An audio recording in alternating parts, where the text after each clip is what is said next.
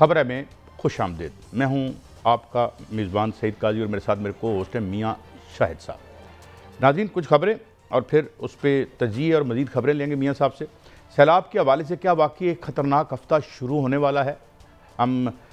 سن رہے ہیں کہ بہت سارا پانی پھر سے چھوڑ رہا ہے انڈیا۔ ظاہر ہے وہ ایک لیول ہوتا ہے، ایک لیول کے بعد ایک جو ڈیمز کا مینول ہوتا ہے اس کے تحت آپ کو پانی چھوڑنا پڑتا ہے، ورنہ ڈیم کو بھی پانی اڑا کے لے جاتا ہے۔ تو یہ اس حوالے سے کیا کریں۔ پھر اس پہ جو اسمبلی میں ڈیبیٹ ہو رہی ہے، جناب خواجہ آصف صاحب نے کچھ باتیں کی ہیں، وہ فرما رہے ہیں کہ جناب یہ ٹھیکیدار، اور ایک خاص ٹھیکیدار کا تو انہوں نے نام بھی لیا، مگر وہ تو پہلے میاں صاحب کے بڑے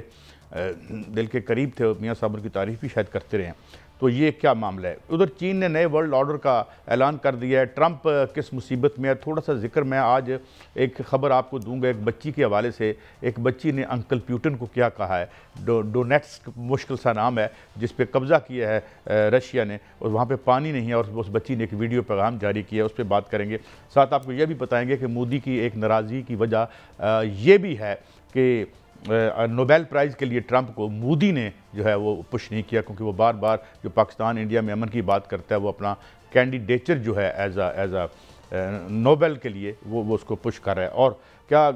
گندم کا بحران پھر آ رہا ہے؟ کیونکہ ہم دیکھتے ہیں جون سیلاب کے بعد گندم کی قیمتوں میں بے شمار اضافہ ہوا۔ لاسٹ ٹائم ہم نے بہت سے جو ہمارے ہیں کسان بھائی ان کو بہت مایوس کیا، ان کی وہ جو یعنی جو انہوں نے اخراجات کیے تھے گندم پیدا کرنے میں اس کے پیسے بھی ان کو نہیں ملے، اور پچھلی دفعہ انہوں نے ہمیں دھمکی بھی دی تھی کہ جناب ہم اگلی دفعہ گندم کاشت نہیں کریں گے۔ میاں صاحب، میری آواز آپ تک پہنچ رہی ہے؟ حضور میری خبریں کچھ جو میں عرض کی ہیں اس حوالے سے کچھ بتائیں گے؟ یہ سیلاب کا کیا واقعی یہ لاہور اور کراچی بھی خطرے میں خدا نخواستہ خاکم بدہن آ رہا ہے؟ میاں صاحب ذرا بتائیے گا۔ دیکھیں قائد صاحب، جو 26 تاریخ ہے، 26 اگست، وہاں سے یہ کام شروع ہوا تھا، اور اب تک جو ہے وہ سیلاب جو ہے وہ بڑے خطرناک نتائج جو ہے اس کے برآمد ہو رہے ہیں، اور بہت بڑے نقصانات ہو چکے ہیں، اور اگلا ہفتہ جو ہے وہ بہت خطرناک بتایا جاتا ہے۔ اور اس حوالے سے سب سے بڑا جو خطرہ ہے وہ لاہور کو تھا، لاہور کو ہے۔ اب لاہور میں معاملہ جو ہے وہ خواجہ آصف بھی اس حوالے سے بڑا بول رہے ہیں اور کہہ رہے ہیں، لیکن جو روڈا ہے، روڈا کے تحت جتنی بھی سوسائٹیاں وہاں پر پنپی ہیں ان میں سے 44 سوسائٹیاں جو ہیں وہ غیر قانونی ہیں۔ اس میں روڈا کی میں نے ویب سائٹ دیکھی تو اس پہ پتہ چلا کہ 44 جو سوسائٹیاں تھیں وہ غیر قانونی ہیں، اور 14 سوسائٹیاں ایسی ہیں جن کو ابتدائی طور پر منظور شدہ قرار دیا گیا ہے، اور 8 سوسائٹیاں ایسی ہیں جن کو ٹیکنیکل اپروول ملی، اور 8 سوسائٹیاں ایسی ہیں جن کو فائنل اپروول ملی۔ لیکن جو فائنل اپروول سے اوپر کی جتنی بھی سوسائٹیاں ہیں انہوں نے وہاں پر باقاعدہ طور پر کنسٹرکشن کر رکھی تھی، اور باقاعدہ طور پر وہاں پر جو ہے وہ گھر بنے ہوئے تھے جو پانی کی نظر ہو گئے۔ اور جو خواجہ آصف صاحب نے بات کی کہ ایک شخص یا اشخاص تو یہ 44 میں آتے ہیں، اور ایک شخص کی جو بات کی وہ بھی سیاسی اشرافیہ میں آتے ہیں، اور ان کی جو سوسائٹی ہے وہ بھی ڈوبی ہوئی ہے۔ یہ 2013-14 سے یہ روڈا کا بنا تھا، 13 یہ مسلم لیگ نون کی گورنمنٹ میں یہ کنسیو کیا گیا تھا، یا کب ہوا کنسیو؟ بالکل قائد صاحب، یہ میاں نواز شریف کی حکومت جو 2013 کی تھی، 2014 میں یہ آئیڈیا جو تھا وہ کنسیو کیا گیا تھا۔ فیزیبلٹی رپورٹ جو ہے اس پر کام شروع کر دیا گیا تھا۔ 2018 میں اس کی فیزیبلٹی اس وقت تک بن چکی تھی، اور پھر عمران خان نے اس کو آگے بڑھایا۔ لیکن یہ منصوبہ جو ہے یہ باقاعدہ طور پر مسلم لیگ نون کا ہے، اور یہ منصوبہ یہ تھا کہ باقاعدہ طور پر ایک شہر جو ہے وہ آباد کیا جائے گا جس میں ایک بہت بڑا بند بنایا جائے گا، لیکن وہ بند تو نہیں بنا، اور جو سوسائٹیاں ہیں وہ بند کے پیچھے ہونی تھی، اور اس کو بالکل میاں صاحب یہ بات کہاں تک درست ہے؟ یہ بات کہاں تک درست ہے کہ جو راوی کی 10 لاکھ کنال زمین تھی وہ جو ہے اس یعنی اس پر کیا گیا، یوب کیا گیا اس کو، یا سیدھے الٹے سیدھے طریقے سے ہتھیایا گیا یا نہیں ہتھیایا گیا؟ اس کے بارے میں کیا آپ کے پاس خبر ہے؟ دیکھیں قائد صاحب، اگر اس کے تاریخی حوالوں میں جایا جائے تو 10 لاکھ کنال نہیں، یہ بہت بڑی زمین بنتی ہے۔ اگر تاریخی حوالوں سے اب دیکھیں تو جو حضرت داتا گنج بخش کا مزار ہے وہ دریا کے کنارے پر تھا، اور یہ باقاعدہ طور پر تاریخی حوالے ملتے ہیں۔ اور سن 1900 تک مینار پاکستان کے پاس دریا بہتا تھا۔ 1950 میں اس دریا کو ڈائیورٹ کر کے شاہدرہ کی طرف موڑ دیا گیا، لیکن یہ 1970 تک جو ہے وہ اس کا بڈھا راوی جو تھا ان کے وہاں پر شواہد ملتے تھے، وہاں پر ایک نالا تھا۔ لیکن ہوا کیا ہے، جو شاہدرہ کی طرف موڑا گیا وہاں پر جو ہے 10 لاکھ کنال کینال زمین باقاعدہ طور پر ہتھیائی گئی اور اس میں دریا کے کنارے پر نہیں دریا کے بیڈ پر جو ہے یہ سوسائٹیاں بنائی گئیں، اس میں بورڈ لگائے گئے، اس میں جو ہے وہ روڈا سے جو اپروول لی گئی، روڈا کے میں نے آج وہ پورا کا پورا ایکٹ پڑھا ہے، اس میں لکھا ہوا ہے کہ کوئی کنسٹرکشن نہیں ہو سکتی اس وقت تک جب تک روڈا جو ہے وہ اس میں کو مکمل طور پر ڈیولپمنٹ مکمل طور پر پلان مکمل طور پر پروٹیکشن وال جو ہے وہ نہ بنا دی جائے، اس وقت تک کوئی کنسٹرکشن نہیں ہو سکتی۔ لیکن آپ نے دیکھا کہ وہ سوسائٹیاں منظور شدہ ہی نہیں ہے تو انہوں نے کنسٹرکشن کی ہوئی ہے وہاں پہ۔ میاں صاحب یہ بتائیں، اللہ رحم کرے، لاہور میں ہمارا دل روتا ہے ان کے لیے جن کے گھروں میں ہم نے ان کے گھر برباد ہوتے ہوئے دیکھے، کچھ ہاؤسنگ سوسائٹیاں جو آئیں اس زد میں۔ اب یہ جو اگلا ریلہ ہے اس میں یہ کیا ہمیں بلا وجہ ہراساں کیا جا رہا ہے یا کوئی خطرے کی بات ہے یا لوگوں کو واقعی الرٹ رہنے کی ضرورت ہے؟ یہ جو اب نیا ریلہ مبینہ طور پر بھارت چھوڑ رہا ہے اس کے یہ خدا نخواستہ کتنا ڈیمیج کر سکتا ہے اور اس کی پیش بندی ہو سکتی ہے؟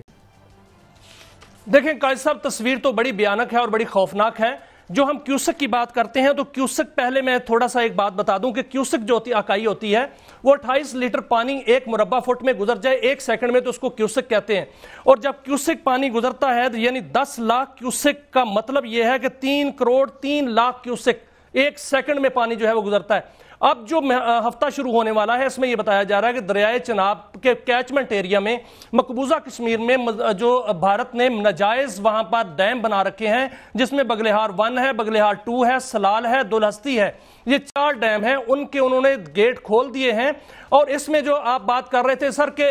جو جب پانی زیادہ ہو جاتا ہے تو گیٹ کھولنے پڑتے ہیں، بھارت ایسا نہیں کر رہا۔ بھارت جو ہے وہ پانی کو اکٹھا کرتا ہے پھر کھولتا ہے، پانی اکٹھا کرتا ہے کھولتا ہے، اور جو پیچھے سے پانی کا دوسرا ریلا آ رہا ہوتا ہے اس کے ساتھ مل کر پانی کا ریلا ڈبل ٹرپل ہو جاتا ہے۔ اور اس میں جو ہے وہ بتایا یہ جا رہا کہ 8 لاکھ کیوسک کا ریلا جو ہے وہ مرالہ سے داخل ہوگا، جو کہ تریمو میں آ کر جو یا قادر آباد میں آ کر جو ہے وہ اس کی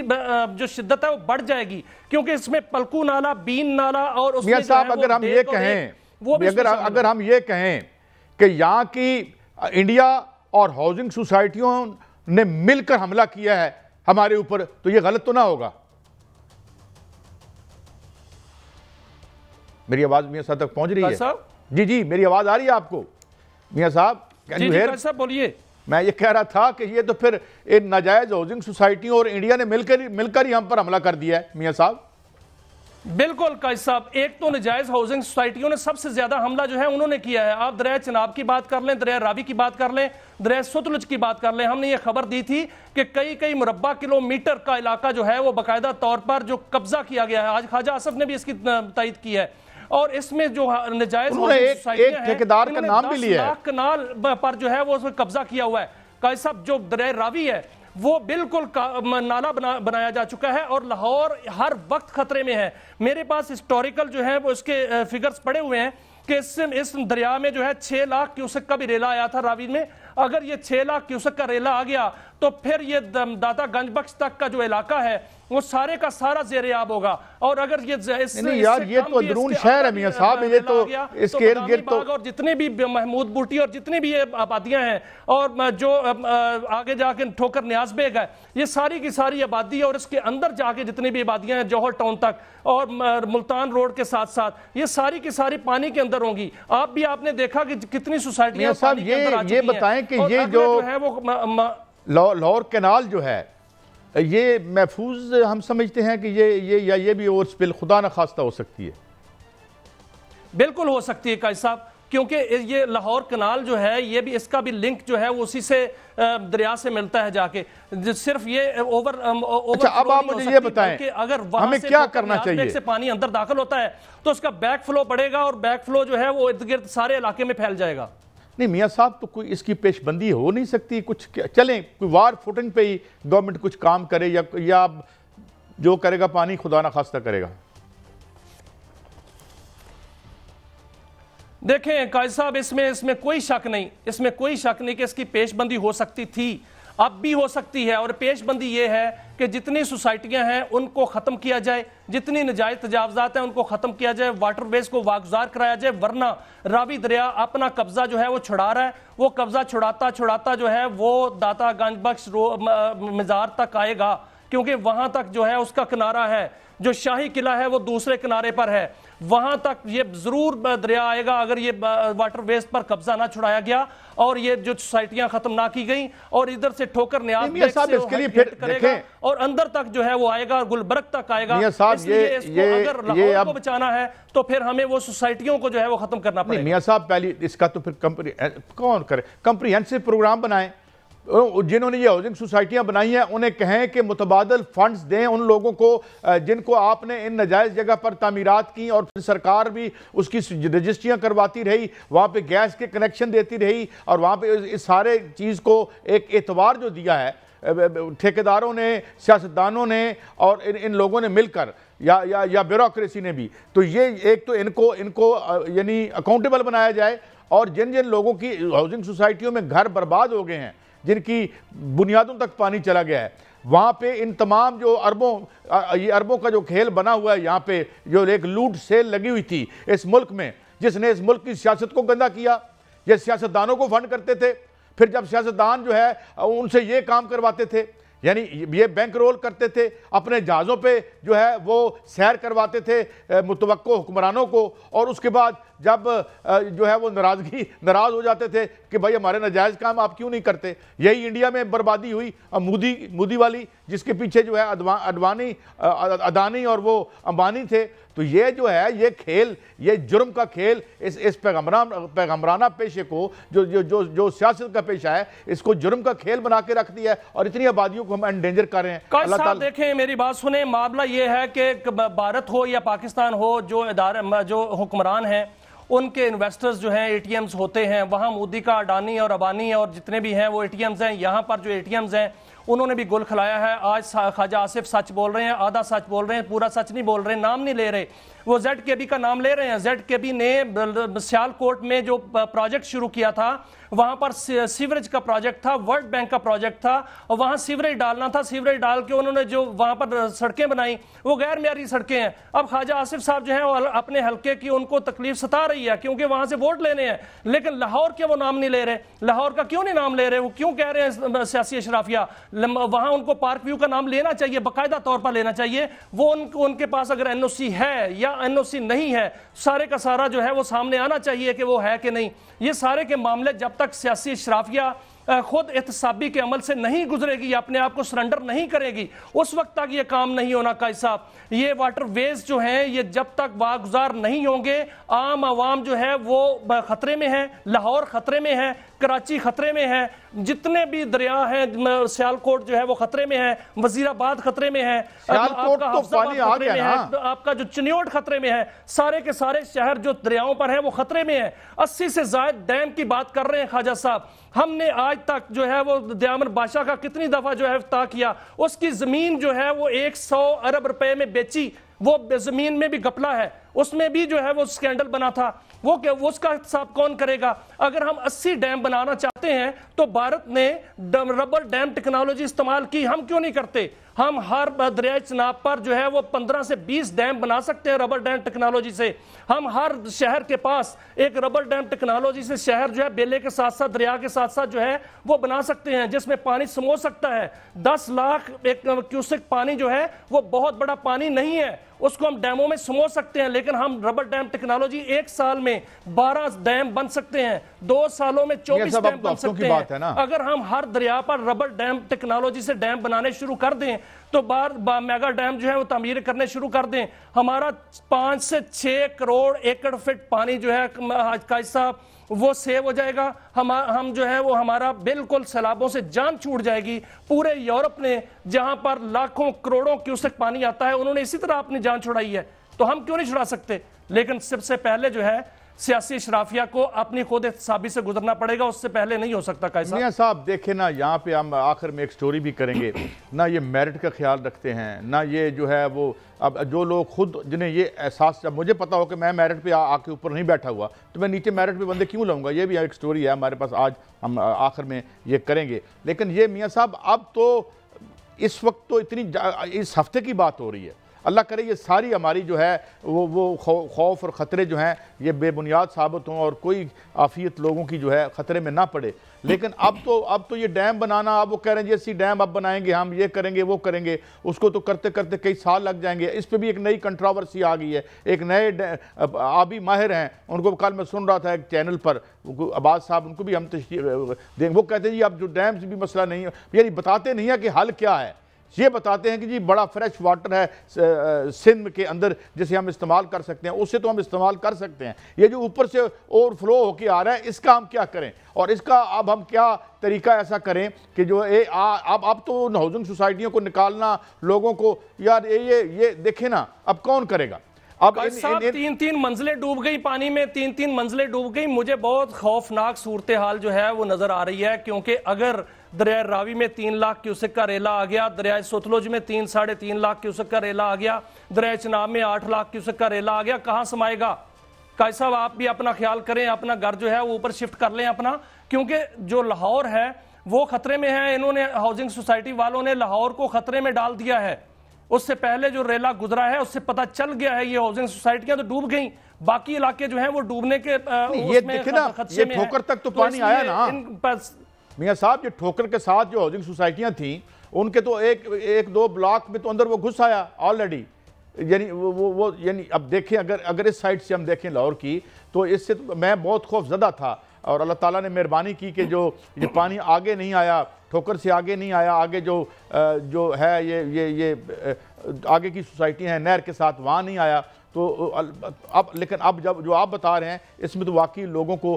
سیلف ہیلپ کی بنیاد پر اپنی مدد آپ کے تحت کچھ نہ کچھ کرنا پڑے گا. لیکن سوال یہ ہے کہ یہ کیا پالیسی بدلے گی؟ کیا کوئی ایسی وار فوٹنگ پہ ہم یہ بھی سوچ سکتے ہیں کہ اگلے سامن میں یا اگلی برسات میں یہ ہم بچ جائیں گے، یا یہ جو زمین اور دھرتی ماں کی رجسٹریوں والا کھیل چلتا رہے گا؟ یہ کیا ہوگا؟ کیونکہ یہ دھرتی ماں ہی ہے، یہ جو دریا کی بیڈ ہے، اس سے تو ماں ہی ہمیں کہنا چاہیے، کیونکہ یہ ہماری فصلوں کو بھی پانی دیتا ہے اور ہمارے لیے زندگی ہے. بہرحال اس کا دھندا بند ہونا چاہیے. ایک بریک کی طرف بڑھتے ہیں. بریک سے جب واپس آئیں گے تو چین کے نئے ورلڈ آرڈر کا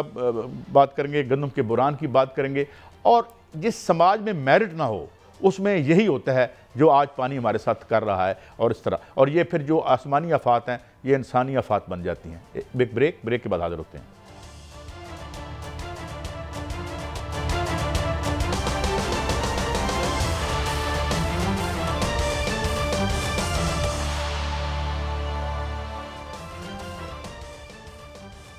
بات کریں گے جو ایک نیا ورلڈ آرڈر ایمرج کر رہا ہے، کیونکہ یہ بحثیں لوگ جو ہے ختم کر چکے تھے، مگر یہ جو لبرل ڈیموکریسی ہے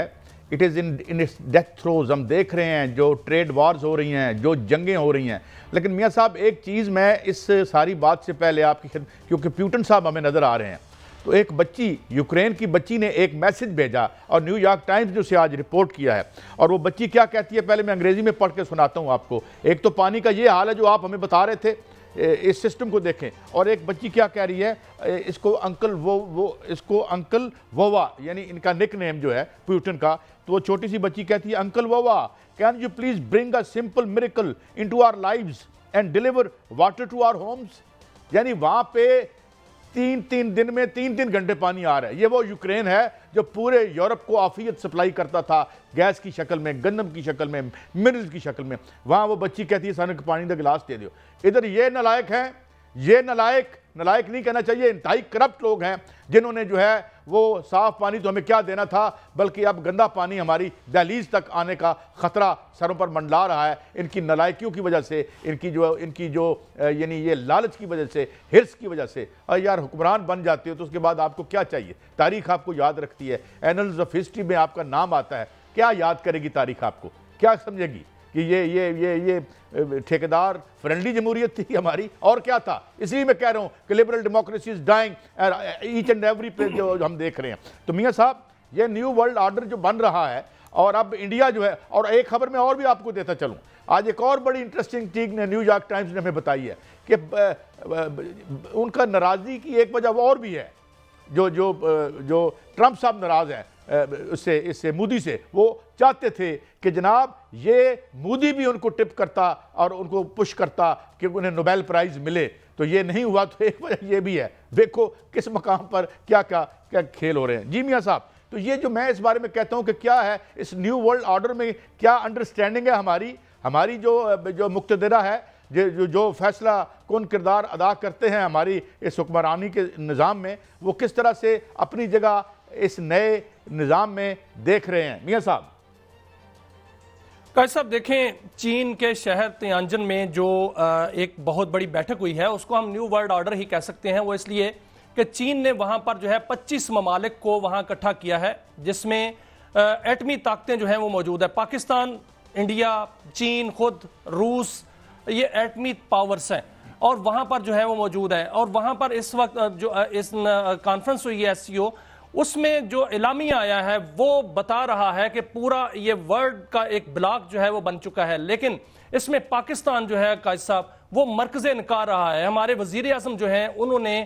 تمام جتنے بھی صدور تھے، بڑے صدور جس میں پوٹن ہیں، شی جے پنگ ہیں اور دیگر جو ممالک کے صدور تھے، ان سے ملاقاتیں باقاعدہ طور پر کیں، اور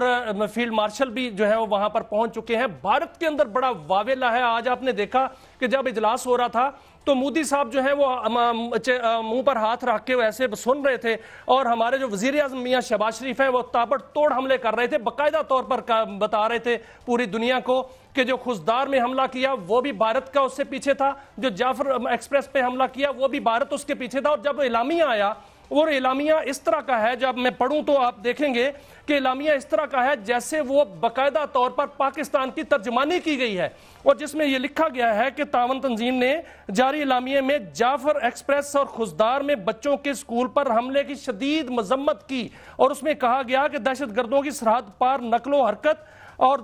سمیت دہشت گردی کے تمام پہلوؤں کو مؤثر انداز میں اس کا مقابلہ کیا جائے گا۔ تو بھارت نے ایک وہاں پر پراپوگنڈا کیا، انہوں نے اس کو دہشت گردی کے ساتھ جوڑنے کی کوشش کی پاکستان کے حوالے سے، جو کہ بالکل وہ حملہ بھی جو ہے ناکام ہو گیا۔ اور وہاں پر آج جس طرح مجھے تنہا مودی نظر آئے، پہلے وہ سرنڈر تو تھے ہی، لیکن آج وہاں پر جتنے وہ تنہا نظر آئے، اس سے پہلے کبھی اتنے تنہا نظر نہیں آئے۔ امریکہ نے ان کو چھوڑ دیا، 25 ممالک میں آپ دیکھیں پوٹن نے ان کو جو ہے وہ بالکل نظر انداز کر دیا، اور وہاں پر جتنے صدور تھے وہ شہباز شریف کے جو ہے ارد گرد جو ہے وہ منڈلا رہے تھے، ان سے مصافحہ کر رہے تھے، ان سے بات چیت کر رہے تھے، اور اسپیشل پوٹن نے جو ہے وہ شہباز شریف سے جو ہے سلام کیا، اور اس میں جو ہے وہ میلہ لوٹ لیا ہے۔ اور ابھی 80 سالہ جو ملٹری پریڈ ہوگی تاریخ کی، اس میں جو ہے وہ فیلڈ مارشل بھی وہاں پر ہوں گے، اور ان کی بھی ممکن ہے کہ ملاقاتیں جو ہیں وہ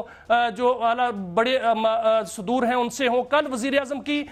2 بڑے طاقتور صدور سے ملاقات ہو رہی ہے، ایک تو پوٹن سے ملاقات ہو رہی ہے، دوسرا باقاعدہ شی جے پنگ سے ملاقات ہو رہی ہے، اور اس میں وزیر اعظم جو ہیں وہ اپنا مقدمہ بھی رکھیں گے، اس میں جو ہے 37 معاہدے کا مقدمہ بھی ان کے سامنے رکھیں گے کہ بھارت جو وہاں پر جو ہے وہ آبی جارحیت بھی کر رہا ہے اور پاسداری بھی نہیں کر رہا ہے، اس حوالے سے جو ہے وہ اپنا مقدمہ پیش کریں گے، اور یہ سارے کے سارے معاملات پاکستان کے حق میں جا رہے ہیں قائد صاحب۔ اور وہ پریڈ میں مہمان خصوصی فیلڈ مارشل ہوں گے، ہمارے وزیر اعظم وہاں پر مہمان خصوصی ہوں گے، وہاں پر پوٹن بیٹھے ہوں گے، ان کو جو ہے وہ دعوت دی جائے گی، دورے کی دعوت دی جائے گی، ہو سکتا ہے کہ وہ پاکستان کا دورہ بھی کریں، شی جے پنگ کو بھی جو ہے وہ دعوت دی جائے گی، باقی صدور کو بھی پاکستان آنے کی دعوت دی گئی ہے۔ ایرانی صدر سے باقاعدہ طور پر ملاقات ہوئی ہے، اس میں جو ہے وہ باقاعدہ طور پر بہت سے امور جو ہیں وہ ڈسکس ہوئے ہیں۔ اس فورم نے آج جو ہے ایک تو امریکہ کو پیغام دیا ہے کہ دنیا جو ہے وہ اب غلام نہیں رہی، اور امریکہ کا نیو ورلڈ آرڈر نہیں چلے گا، نیو ورلڈ آرڈر جو ہے وہ بدل گیا ہے۔ دوسرا یہ پیغام جو ہے وہ بھارت کو ہے کہ ٹریڈ کرنی ہے، سازش نہیں کرنی۔ سر تیسرا پیغام جو ہم نے وہ خبر دی تھی، آپ کو یاد ہوگا کہ افغانستان میں وسیع البنیاد حکومت بننے جا رہی ہے، تو آج اعلامیے میں لکھ دیا گیا ہے کہ افغانستان میں پائیدار امن کے لیے تمام نسلی سیاسی گروہوں کے نمائندوں کی شمولیت سے وسیع شرکت کے ساتھ حکومت قائم کی جائے گی۔ تو یہ بہت بڑے اقدامات جو ہیں SCO کے پلیٹ فارم پر ہو رہے ہیں، اور پاکستان کے حق میں تمام معاملات جا رہے ہیں۔ بھارت کے اندر واویلا مچا ہوا ہے، صف ماتم بچھی ہوئی ہے، اور وہاں پر جو ہے وہ سب سے زیادہ جو واویلا ہو رہا ہے، اچھا میاں صاحب یہ جو یہ ہو رہا ہے کہ فیلڈ مارشل وہاں پر پہنچ گئے، اور بھائی ہمیں انہوں نے شرکت کی دعوت دی، ایک خصوصی شرکت کی دعوت دی قائد صاحب۔ اچھا فیلڈ مارشل صاحب بھی وہاں موجود تھے، اور یہ ہے بہرحال یہ اس میں جو ایک تبدیلی بہت بڑی لہر تو آ رہی ہے، لیکن ابھی بہت جلدی یعنی یہ اس طریقے سے ہم یہ نہیں کہہ سکیں گے، مگر ایک کارٹون جو آج سے بہت 125 چھپا تھا، اس میں یہ دیکھیں، آپ دیکھ رہے ہیں کہ ہاؤ پیپل انویسیج کہ جو انڈیا ہے یا چلیں اس وقت تو پاکستان نہیں تھا، یہ 1925 میں یعنی یہ چھپا تھا کہ کیسے ڈوارف ہو جائے گا جو امریکہ اور یورپ جو ہے، اور وہ آج ہمیں تھوڑا بہت ہوتا نظر آتا ہے. But still I believe it is too early to, یعنی ابھی ٹائم لگے گا، ڈالر کی حکمرانی میں بھی ٹائم لگے گا، اور جو ایک دیکھتے ہیں کہ یہ جو کفتے ہیں، چین کی جو مارچ ہے وہ کس حد تک جاتی ہے. چین کے اندر بھی ہمیں بہت سے بحران نظر آتے ہیں، خاص طور پر پراپرٹی کا بحران بڑا خوفناک ادھر آیا ہے ریسنٹلی، جس پہ زیادہ بات میڈیا نے نہیں کی، صرف یورپی میڈیا نے اور امریکی میڈیا نے جو بات کی ہے، خاص طور پر جو ان کی ایور گرینڈے تھی بہت بڑی، ادھر بھی ہاؤسنگ سوسائٹیوں کا بھی رولا ہے، کیونکہ وہ ٹو سسٹم ون کنٹری کے کنٹرڈکشنز وہاں بھی موجود ہیں. بہرحال لیکن پھر اس کے باوجود چائنا کی یعنی مہیر العقول ترقی جو ہے اس سے کوئی بعید نہیں ہے کہ اگر وہ اسی پیس سے چلتا رہا اور روس بھی اگر اسی طرح اٹھتا رہا تو ظاہر ہے کہ پھر یہ اب یونی پولر دنیا نہیں رہے گی بلکہ بائی پولر بن جائے گی، اور اس میں ہمیں بھی اپنا مقام میاں صاحب دیکھنا پڑے گا. تو یہ تو آپ نے ہمیں اچھی خبر سنائی کہ ہم وہاں پہ نمایاں رہے، اور خاص طور پر جو ہمارا مقدمہ تھا کہ جو بھارت یہاں در اندازی کرتا ہے، جو کچھ یہاں پہ یہ جو آؤٹ فٹس ہیں جو اپنے آپ کو انقلابی کہتے ہیں، جو شناختی کارڈ دیکھ کے تو محنت کشوں کے گلے کاٹنے والے، کبھی ایسے انقلابی ہم نے نہیں دیکھے. ہم نے تو چی گویرا جیسے دیکھے تھے یا اور لوگ دیکھے تھے جو گلے کاٹتے نہیں تھے بلکہ محنت کشوں کے حق کے لیے لڑتے تھے. تو میرا نہیں خیال صاحب آج ایس سی او میں پاکستان نے اپنا مقدمہ جیت لیا ہے، اور بھارت وہاں پر سرنڈر مودی وہاں بیٹھے ہوئے شکست کھا گئے ہیں. آج آپ ان کو اجلاس کی ذرا فوٹیج دیکھیں کہ ان کا جو ہے وہ منہ کیسے بنا ہوا تھا، انہوں نے اپنے منہ پہ ہاتھ کیسے رکھا ہوا تھا، اور یہ آج بھارت جو ہے وہ اس پلیٹ فارم پہ اپنا مقدمہ نہیں، اپنی سازش جو ہے وہ اس کی ناکام ہو گئی ہے، اور پاکستان اپنا مقدمہ جو ہے وہ جیت گیا باقاعدہ طور پہ. اس وقت سر ہمیں اب موقع ہے ہمارے لیے کہ ہم جو ہے اس سے فائدہ اٹھائیں گے. ہم نے جو شروع میں بات کی تھی، دیکھیں اب آخر میں ہم بات بھی کریں گے جب اس بحران کی بات کریں گے، جب تک ہم میرٹ پہ نہیں آئیں گے. اگر میرٹ پہ ہاؤسنگ بنائی ہوتی، دیکھیں نا ہمارا اب سب سے بڑی لڑائی دنیا میں ہم نے اپنا لڑائی جنگ جیت لی ہے. یہ اندر کی جنگ کب جیتیں گے ہم؟ یہ اندر یہ کون تھا جو این او سیز دیتا رہا، اور یہ جو انہوں نے کیا. دیکھیں یہ ہے یہ ایشو میاں صاحب، ہم باہر والوں سے ہمیں اب کوئی خطرہ نہیں ہے، یہ اندر والوں کی سرکوبی ہمیں کرنی پڑے گی. قائد صاحب ہم اندر کی جنگ بھی جیت رہے ہیں، ہم دہشت گردی کی جنگ بھی جیت رہے ہیں، جب یہ ان کو پکڑیں گے ہم، اور یہ جو ہم جیت رہے ہیں سر. نہیں جو راوی کے بیڈ کے اندر گھس کے ہاؤسنگ سوسائٹیاں بنا رہے ہیں، جس دن یہ پکڑے گئے وہ ختم ہوں گی، جس دن یہ ان کو بٹھایا گیا تھانے میں مشتبوں کے ساتھ، اس دن ہم جنگ جیتیں گے. ایک بریک ہے اللہ کرے 72 سال سے تو نہیں ہوا، 72 سال سے تو عوام کے یہ احتساب ہوئی جا رہے ہیں بلکہ استحصال ہوئی جا رہے ہیں. بریک کی طرف بڑھتے ہیں، واپس آتے ہیں. 2-3 خبریں گندم کا بحران کیا آ رہا ہے، اور پھر میرٹ پہ ہم بات کریں گے کہ ہم دو خاص پرٹیکولر چیزیں پوائنٹ آؤٹ کریں گے، اور اس پہ آپ خود اپنی رائے فارم کیجیے گا کہ کیا سب سے بڑا مسئلہ ایک یہ بھی ہے کہ یہاں میرٹ پہ کوئی کام نہیں ہوتا، سفارش پہ ہوتا ہے، رشوت پہ ہوتا ہے. یہ سب سے بڑا مسئلہ یہ بھی ہے. بریک کے بعد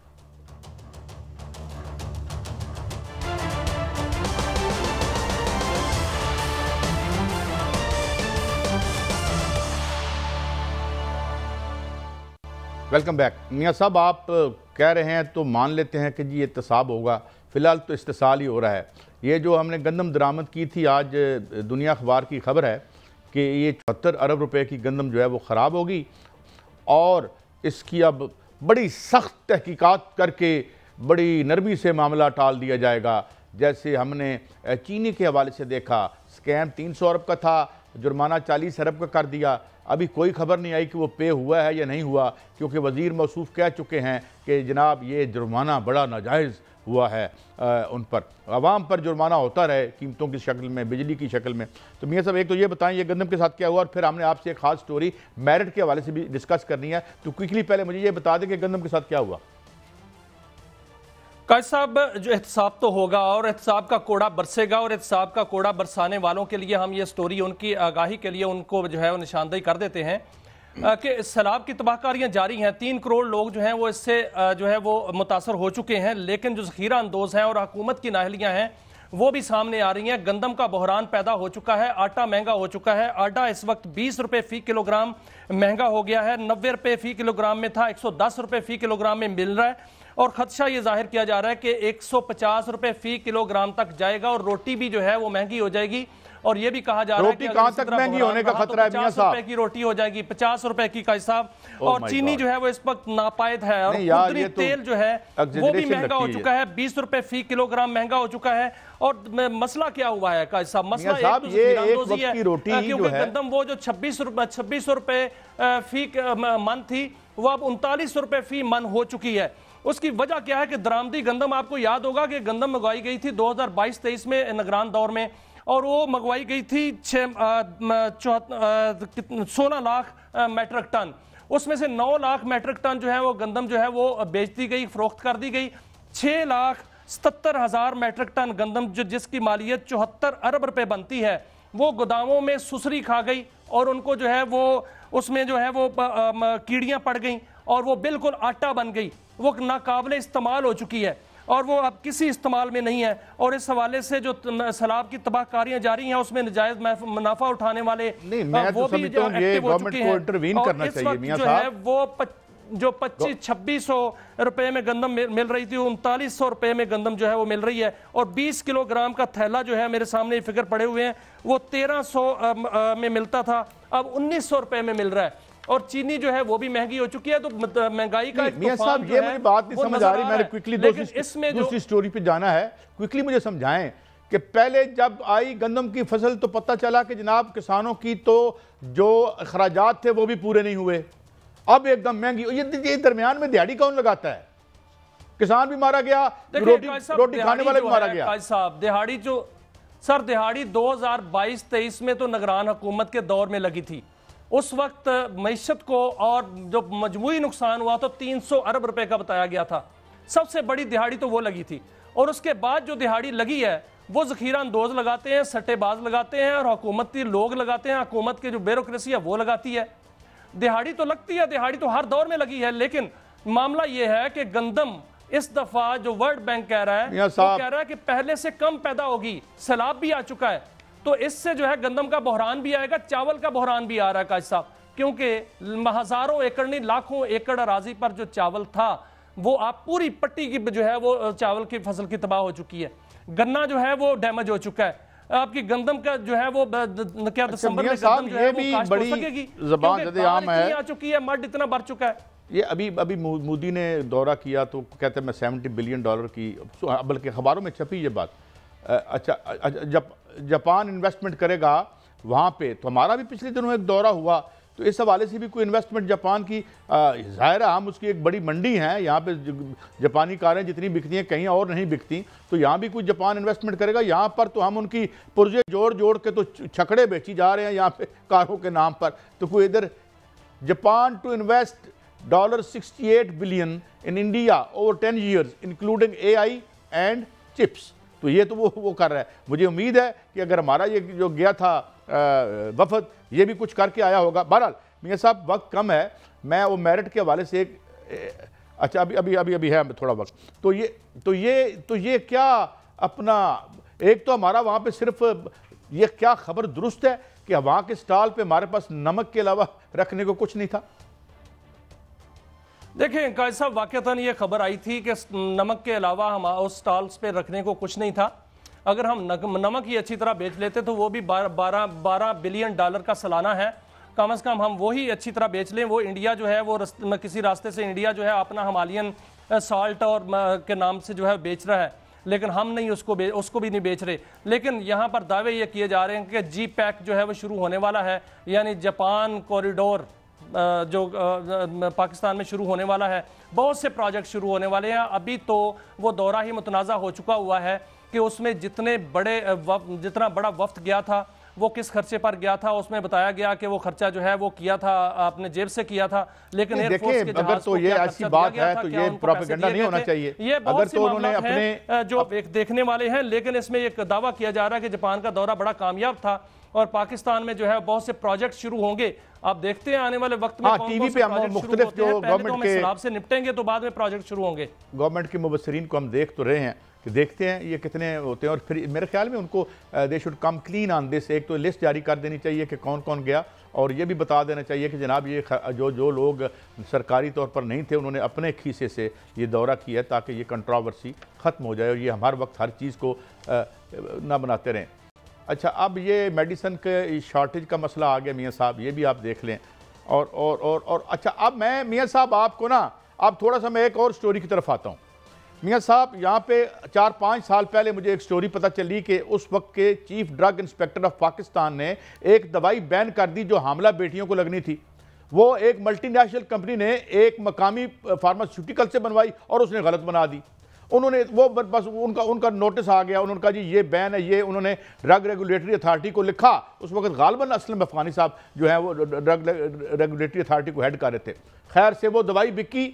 وہ ہماری بیٹیوں کو لگی. ہم اپنے ٹی ویوں پر بیٹھ کے چیختے رہے کہ خدا را ہماری بچیوں اور پھر کیا ہوا؟ پھر فونی چارجز پر وہ چیف ڈرگ انسپیکٹر نوکری سے نکال دیا گیا. پھر 4-5 سال وہ سروس ٹریبیونل کے بھگتتا رہا. پھر کہیں جا کے اس نے کیس جیتا. اور پھر کیا ہوا کہ ایک اور پوسٹ، بہت سینئر پوسٹ تھی، اس کے لیے وہی بندہ دوبارہ جاتا ہے اور اس میں سب لوگوں کو بیٹ کر کے وہ اس کا نام پرائم منسٹر ہاؤس میں بھیجا جاتا ہے. تو پتہ چلتا ہے کہ نہیں، یہ فیصلہ پرائم منسٹر ہاؤس کرے گا کہ اس پوسٹ پر کون آئے گا. ایک سٹوری آپ کے پاس بھی ہے، وہ بھی بتا دیجیے گا، جس میں اشتہار میں وہ قابلیت کے معیار یا جو ایک تھی بینچ مارک تھے وہی تبدیل ہو گئے. وہ کیا معاملہ تھا؟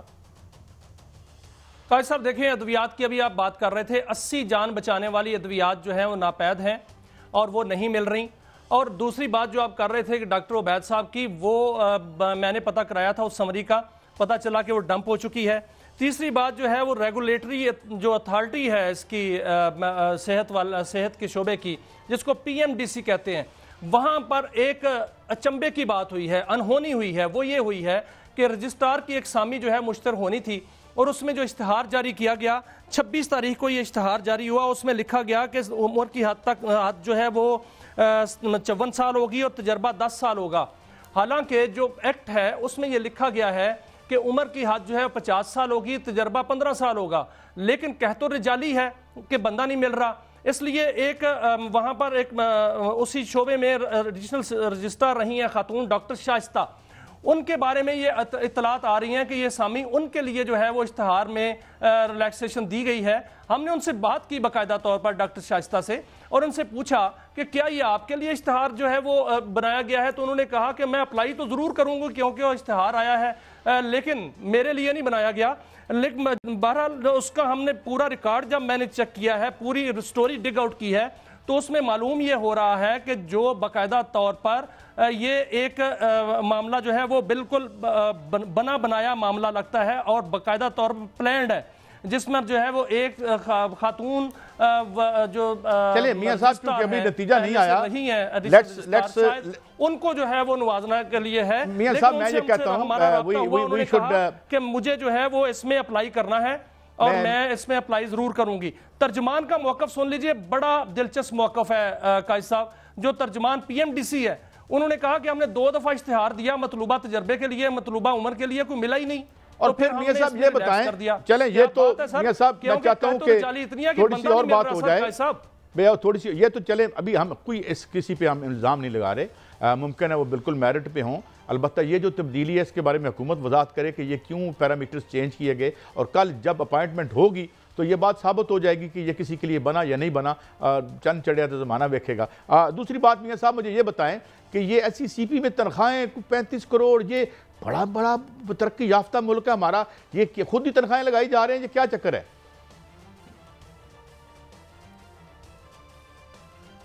قائد صاحب، یہ جتنی ریگولیٹری اتھارٹیز ہیں جس میں نیپرا ہے، پیمرا ہے،